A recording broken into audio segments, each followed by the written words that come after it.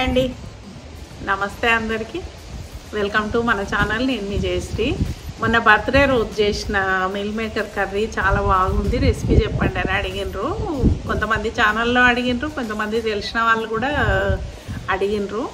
అది ఎట్లా ప్రిపేర్ చేసినో చూపిస్తా. పార్టీలకు ఇట్లా చేస్తే చాలా బాగుంటుంది.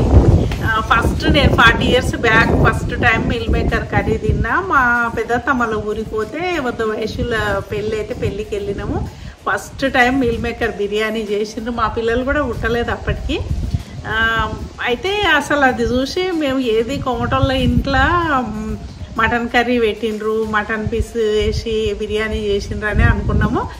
తర్వాత వాళ్ళని పిలిచి అడిగితే ఇట్లా సోయాతోన ఉంటాయమ్మా ఇట్లా అని అన్నారు. ఫస్ట్ టైం అప్పుడు నాకు తెలిసింది ఈ మిల్ మేకర్ కర్రీ గురించి.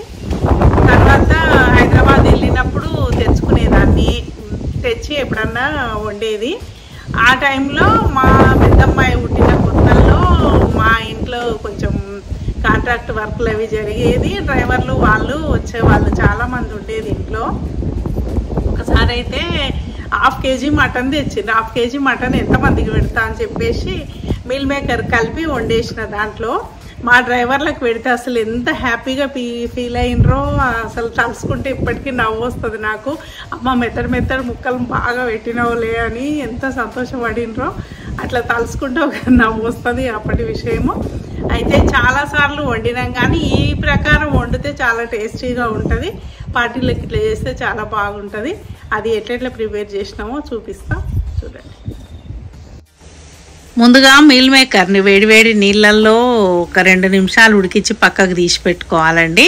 తర్వాత కొద్దిగా ఆయిల్ వేసి కొంచెం పసుపు వేసి వేయించి పక్కకు తీసి పెట్టుకున్నాము.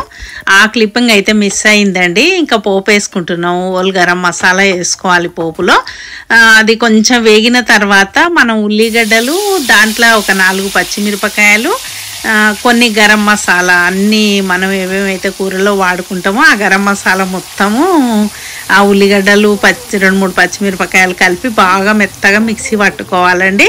ఇది కొంచెం ఆయిల్ ఎక్కువనే పడుతుంది దీనికి. అది కాక పార్టీ కొరకు కొంచెం ఎక్కువనే చేస్తున్నాం కదా అని చెప్పేసి ఇట్లా ప్రిపేర్ చేసినాము. 2 పెద్ద ఉల్లిగడ్డలే అట్లా మిక్సీ పట్టినామండి. ఇది బాగా ఎర్రగా వేయించుకోవాలి. ముందుగా ఉల్లిపాయలు బాగా ఇట్లా కలుపుకుంటూ వేయించుకున్న తర్వాత దాంట్లో మనకు కూరకు సరిపడా అల్లం వెల్లుల్లి పేస్ట్ కూడా వేసుకోవాలండి. ఇంకా మా కూరలలో కంపల్సరీ అల్లం వెల్లుల్లి పేస్ట్ వేసుకుంటాం కదా, అట్లనే అల్లం వెల్లుల్లి పేస్ట్ వేస్తున్నాం. ఇది మసాలా కర్రీ కూడా కదా, అల్లం వెల్లుల్లి పేస్ట్ కంపల్సరీగా వేసుకోవాలండి. పోపులో ఈ అల్లం వెల్లుల్లి పేస్ట్ బాగా ఇట్లా వేగాలి, పచ్చి వాసన పోయిందాకా ఇట్లా వేపించుకున్న తర్వాత మనం టమాటాలు ఒక 4-5 టమాటాలు అవి కూడా మిక్సీ పట్టుకున్నామండి. చూడండి అది దగ్గరికి వచ్చేసింది కదా ఉల్లిగడ్డ పేస్ట్. అట్లా బాగా దగ్గరికి వచ్చేసిన తర్వాత టమాటో పేస్ట్ కూడా వేసుకోవాలండి. దాంట్లో టమాటా పేస్ట్ వేసిన తర్వాత సిమ్లోనే పెట్టి, మంట పెద్దగా పెట్టినా సరే కానీ దగ్గరుండి బాగా కలుపుకోవాలండి. ఇట్లా అది కలుపుతుంటే ఆయిల్ పక్కకు వచ్చిందాకా కలుపుకోవాలి. అప్పుడు మన కూరలో సరిపడినంత కారం వేసుకోవాలండి. దీంట్లో ఇక్కడ ఆస్ట్రేలియా వాళ్ళు కొంచెం కారం తక్కువనే తింటారండి. చాలామంది కొరకు చేస్తున్నాం కదా, కొంచెం ఉప్పు కారం అవి తక్కువనే వేసుకుంటున్నాము. పసుపు కూడా ఇప్పుడే వేయాలండి దాంట్లో. మన ఇండియాలో అయితే కొంచెం కారం ఇంకొక స్పూన్ ఎక్కువ వేసుకోవచ్చు. మనం తినే కారాన్ని బట్టి వేసుకోవాలి. మొత్తం మీద వేసి ఇంకా బాగా కలుపుకోవాలండి. ఇట్లా ఉప్పు కూడా సరిపడినంత వేసేసుకోవాలి. ఇట్లా పోపులోని కూర సగానికి తయారైపోతుందండి. చూసినరా అసలు ఆయిల్ అంతా తేలి ఎట్లుందో. ఇప్పుడు మనం ముందు ప్రిపేర్ చేసుకున్నాం కదా, కొంచెం పసుపు ఆయిల్ వేసి వేయించుకున్న ముక్కలు అట్లా రెడీ అయినవి. బాగా ఉప్పు కారం ఆ మసాలా అంతా పోపులోనే బాగా కలపాలండి. దీనికి బాగా అంతా కలిపి కొద్దిసేపు వేయించుకోవాలి. అట్లే వేయించుకున్న తర్వాత అప్పుడు మనము మిక్సీ జార్ కడిగిన నీళ్లు కానీ ఇంకేమన్నా నీళ్ళు ఉంటే పోయాలి. వేడి నీళ్ళు పోస్తే తొందరగా ఉడకబడుతుందని మామూలుగా మంచినీళ్ళు తాగే జగ్గులో వేడి చేసి పెట్టుకున్నాము. ఆ నీళ్ళే పోసుకుంటున్నాం అండి, సరిపడినన్ని నీళ్ళు. మనకు గ్రేవీ ఎంత కావాలనో దాన్ని బట్టి వేసుకోవాలి. ఇది కొంచెం ఉడుకుతుంటే గ్రేవీ కూడా చిక్కబడుతుంది చాలా. మనకు దీనిలో కొంచెం గ్రేవీ ఇంకా కొంచెం ఎక్కువ కావాలి, గ్రేవీ చిక్కగా ఉండాలి అని అనుకుంటే కొన్ని కాజు పలుకులు కొంచెం ఎండు కొబ్బరి మిక్సీలో కొంచెం వాటర్ వేసి మెత్తగా మిక్సీ పట్టుకొని కూడా వేసుకోవచ్చండి.